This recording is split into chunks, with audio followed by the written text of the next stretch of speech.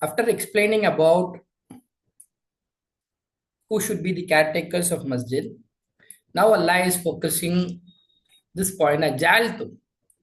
Do you make sikayat al-haji, providing of water to the hajis, the pilgrims, imaratan, the maintenance of Masjid al-Haram? I mean, before till this point in time, who were doing these two activities? I mean, giving water to the pilgrims and taking care of their shelter and feeding them, and then doing the maintenance of Masjid al-Haram. Both are sacred activity. But who is doing this till at this point in time? Quraysh were doing. Can you compare this with that of this? Allah is trying to compare this. It's like the one who believes in Allah and in the day last and strives in the way of Allah, both cannot be equal. Which should be given greater weightage? The latter has to be given greater weightage. Just because you are the inheritors of Masjid al-Haram and caretakers doesn't mean that whatever that you do is correct. And la yastawuna, not are equal near Allah. Both of them are not equal. And Allah does not guide the people who are wrongdoers. Then who should be given preference? Allazina amanu.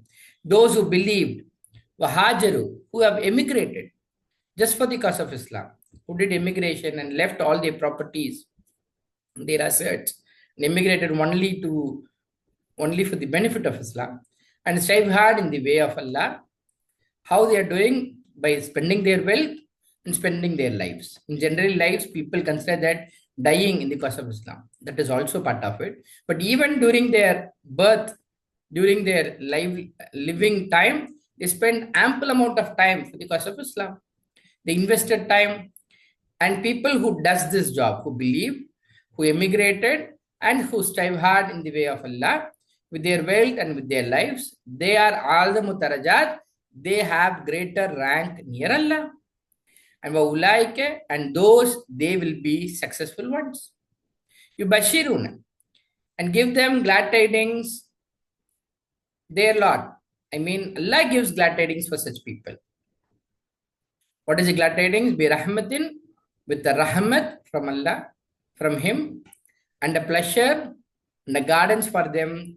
In it is naimun muqim. In it will be the enduring bliss, never-ending bliss and ni'amat is available for them in the Jannah, and they will abide forever in it. Verily, Allah, near Him is the reward great. Ajaltum.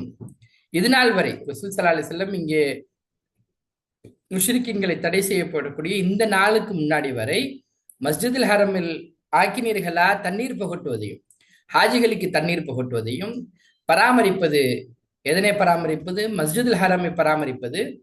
இந்த இரண்டு ஆக்டிவிட்டியும் இது நாள் வரை அரபு தீபகற்பத்தில் நாங்கள் தான் இந்த இரண்டையும் செய்து வருகிறோம்.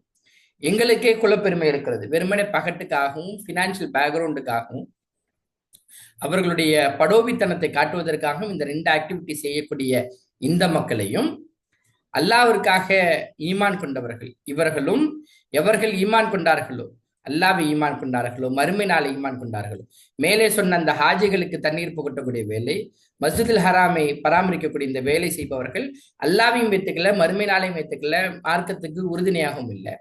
அப்படி உறுதுணையாக இல்லாத அவர்களும் இப்படி உறுதுணையாக இருக்கக்கூடிய இவர்களும் இருவரும் சமமாவார்கள் அல்லாவின் பார்வையில்.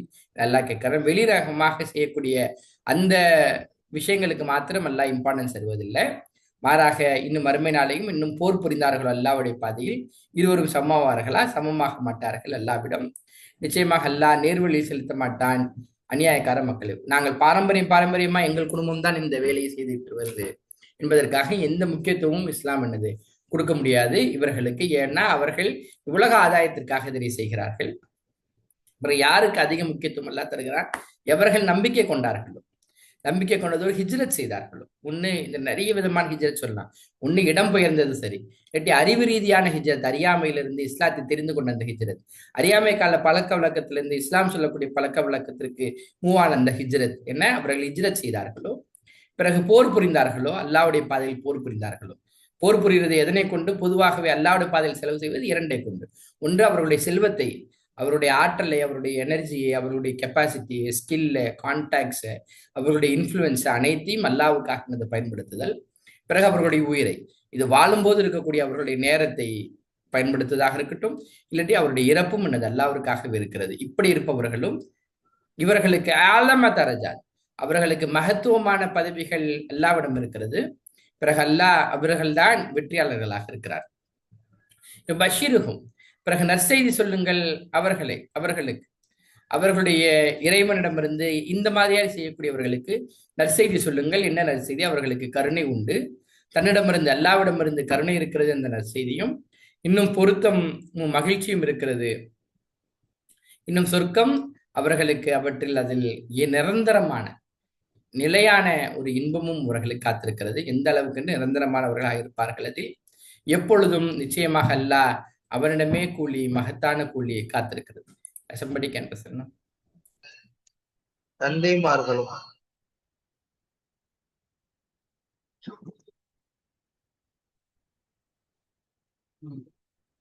தந்தைமார்களும் உங்களுடைய பிள்ளைகளும் உங்களுடைய சகோதரர்களும் உங்களுடைய மனைவிமார்களும் உங்களுடைய குடும்பத்தார்களும் நீங்கள் திரட்டிய செல்வங்களும் நஷ்டம் எங்கே ஏற்பட்டு விடுமோ என்று நீங்கள் அஞ்சுகின்ற உங்கள் வியாபாரமும் நீங்கள் விருப்பத்துடன் வசிக்கும் வீடுகளும் அல்லாவின் அவன் தூதரையும் அவனுடைய வழியில் அறப்போர் புரிவதையும் விட உங்களுக்கு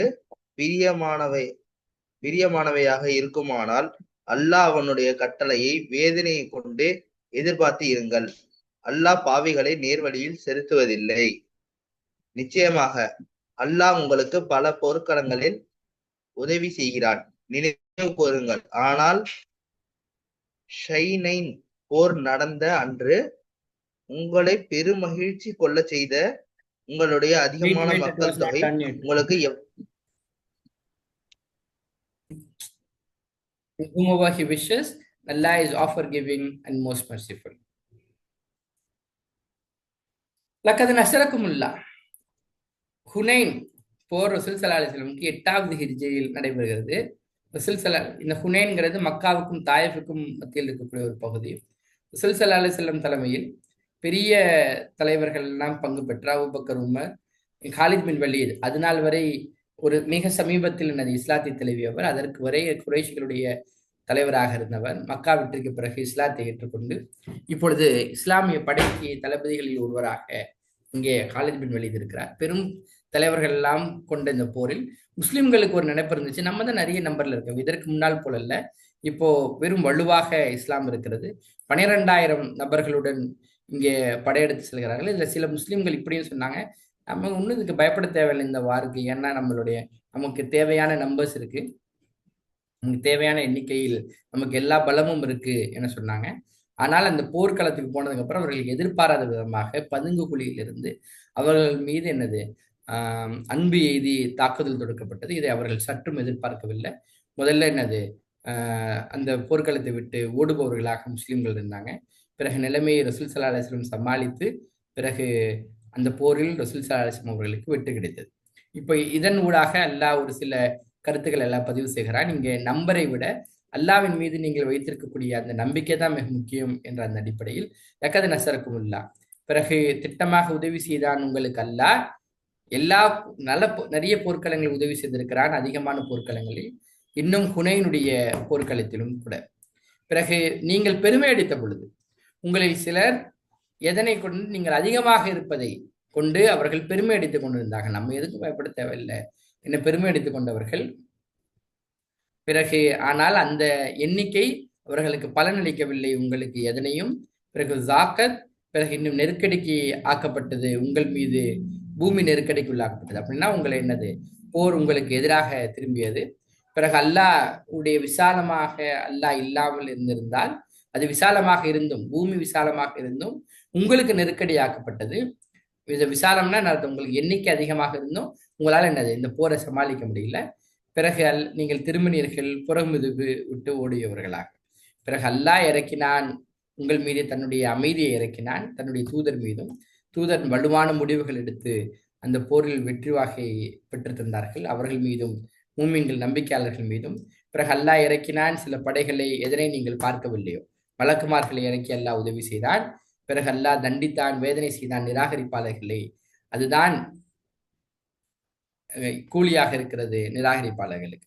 பிறகு இந்த விஷயத்துக்கு பிறகு பிழை பொறுத்தான் அல்லாஹ். இதற்கு பிறகும் வெறுமன அந்த போரில் வெற்றி மாத்திரமல்ல, இப்படி சொன்னவர்களையும் அல்லாஹ் எனது பாவம் மன்னிப்பு செய்தான். அதற்கு பிறகும் எவர்களை அல்லாஹ் நாடி இருக்கிறானோ பிறகு அல்லாஹ் மகா மன்னிப்பாளனாகவும் பெரும் கருணையாளனாகவும் இருக்கிறான். Now coming back to the old discussion of the disbelievers or mushrikins who are not allowed inside Masjid al-Haram, Allah says, Ya ayyuhallazina amanu, O those who believe, verily the polytheists are najisun, are unclean, which is generally considered or misinterpreted in different contexts of today's Muslims, contemporary Muslims. Najisun doesn't mean that they are physically unclean. It's not about physically. This is about the ideological cleanliness Allah is talking about. They doesn't have a clean ideology. The ideology that they are following is unclean. That's what is the most of the people give. The contemporary scholars gives that as an opinion. So because they have got an unclean ideology that they are believing in, so they will not be permitted. So let them not come near Masjid al-Haram. So they will not be permitted to come to Masjid al-Haram after this final year. This is a declaration which Rasul Sallallahu Alaihi Wasallam is asking Ali Radhiyallahu Anhu to declare on the day of Hajj. After this year, no mushriks will be allowed to visit Masjid al-Haram. That's what you would see even today, that decision is still viable. And if you fear poverty, this decision, some people think that their relationship that they had, the business that they are doing with these mushrikins, which happens enormously in the time of Hajj also, that will get affected. Now Allah is condemning that and says, if you fear poverty, you are fearing for material gain, then soon will enrich you Allah from His bounty. Allah is guaranteeing you that. This cutting off of this big number will not affect your businesses and will enrich you from His bounty if He wishes. Verily Allah is all-knower and all-wise. What you are supposed to do with these people? Fight those who do not believe in Allah and in the day last, and not they make lawful what has made unlawful Allah, and not they have made unlawful what Allah has made unlawful, not just Allah and His messenger, and not they acknowledge the deen al-haq. They're not accepting Islam from those who were given the book until they pay jizya. Even this rule is applicable for the people of book also, referring to the Jews and Christians. And until they pay jizya, either they pay it willingly while they are subdued. Because you are living under the government of Islamic government as a dhimmi, then you are supposed to pay this tax. So just like Muslims are paying zakat, you are supposed to pay jizya to the Islamic government for protecting you. And this is the law that this ayat is proposing. Ya ayyuhallazina amanu, O நம்பிக்கையாளர்களே, இணை வைப்பாளர்கள் அசுத்தமானவர்களாக. இந்த அசுத்தமானவர்களை இன்னைக்கு முஸ்லிம்கள் ரொம்ப தப்பா புரிஞ்சுக்கிறாங்க. அவங்க உட்கார்ந்த இடத்த கழுவி விடுறது, அவங்களை உள்ள விடாம இருக்கிறது, அவங்களுக்கு குர்ஆன் கொடுக்காம இருக்கிறதுன்னு அப்படி எண்ணத்துல புரிஞ்சுக்கிறாங்க. இந்த அசுத்தம் என்னது? அவர்களுடைய ஐடியாலஜியை குறித்து, அவர்கள் எந்த தத்துவத்தின் மீது இருக்காங்க, அந்த தத்துவம் அசுத்தமாக இருக்கிறது என்பதுதான் பிரபலமாக ஏற்றுக்கொள்ளப்பட்ட சமகால முஃபஸிரின்களுடைய கருத்தாக இருக்கிறது. எனவே அவர்களுடைய தத்துவம், அவர் ஏற்றுக்கொண்ட அந்த நம்பிக்கை அசுத்தமாக இருப்பதினால் அவர்கள் நெருங்கப்பட மாட்டாது, நெருங்கக்கூடாது. மஸ்ஜிதுல் ஹரம் புனிதமான மஸ்ஜிதுக்கு வருவதற்கு அவர்களுக்கு அனுமதி வழங்கப்பட மாட்டாது. எதற்கு பிறகு? இந்த ஆண்டுக்கு பிறகு. அப்படின்னா இந்த ரசூல் ஸல்லல்லாஹு அலைஹி வஸல்லம் அறிவிக்கக்கூடிய இந்த 9வது ஹிஜ்ரி அந்த ஆண்டுக்கு பிறகு அவர்கள் வருவதற்கு அனுமதிக்கப்பட மாட்டார்கள். நீங்க 10வது ஹிஜ்ரியில ரசூல் ஸல்லல்லாஹு அலைஹி வஸல்லம் ஹஜ் செய்றாங்க, அப்ப அவர்கள் யாரும் என்னது அனுமதிக்கப்படவில்லை. அன்று முதல் இன்று வரை இந்த ரூல் என்னது அப்ளிகபிளா இருக்கு. இப்படி இவர்களை வர வேண்டான்னு தடை விதித்ததினால் நிறைய பேருக்கு என்னது மனக்கலக்கம் ஏற்பட்டிருக்கலாம். இவர்களுடன் செய்து கொண்டிருந்த வியாபாரம் எல்லாம் கெட்டு போயிருமோன்னு அல்லாஹ் அதனைத்தான் சொல்றான். நீங்கள் பயந்தால் உங்களுடைய வறுமையை பிறகு அல்லாஹ் உங்களுக்கு நிறைவாக்குவான். உங்களுக்கு அவனுடைய அருள்களிலிருந்து நீங்கள் நாடினால், அவன் நாடினால் பிறகு நிச்சயமாக அல்லாஹ் நன்கறிந்தவனாகவும் ஞானமிக்கவனாகவும் இருக்கிறான். இவருடன் எந்த சமாதானமும் செய்ய முடியாது. போர் புரியுங்கள். எவர்கள் நம்பிக்கை கொள்ளவில்லையோ அல்லாவையும் பிறகு மறுமை நாளையும் பிறகு இன்னும் தடை செய்ய மாட்டார்களோ, எதனை அல்லாஹ் தடை செய்திருக்கிறானோ, அவருடைய தூதர் தடை செய்திருக்கிறார்களோ, அதனை தடை செய்வதற்கு தடையாக இருப்பவர்களுடன் போர் புரியுங்கள். வலா எதீனூன, பிறகு மார்க்கமாக ஏற்க மாட்டார்கள். உண்மையான மார்க்கத்தை ஏற்பதற்கு அவர்கள் தயாராக இல்லை. எவர்களுக்கு வேதம் கொடுக்கப்பட்டதோ அவர்களுக்கு எதுவரையில் அவர்கள் ஜிசியா, இப்போ நீங்க இஸ்லாமிய அரசாங்கத்துக்கு கீழே நீங்க வாழ போறீங்க முடிவு பண்ணா இங்க இஸ்லாமிய அரசாங்கத்துக்கு ஜிசியா வரி செலுத்த வேண்டும். எப்படி முஸ்லிம்கள் ஜகாத் செலுத்துறார்களோ முஸ்லிம் அல்லாதவர்கள் ஜிசியா வரி செலுத்தும் வரை நீங்கள் அவருடன் என்னது போர் புரிய வேண்டும். ஜிசியா வரி செலுத்த முன் வந்துட்டா இந்த போருக்கான அவசியம் இல்லை. உடனே அவர்கள் இருக்க வேண்டும் பணிந்தவர்களாக, இஸ்லாமிய அரசாங்கத்திற்கு பணிந்து வாழ்பவர்களாக இருக்க வேண்டும் என்ற கட்டளையுடன் இன்றைய அமர்வு நிறைவு செய்யப்படுகிறது.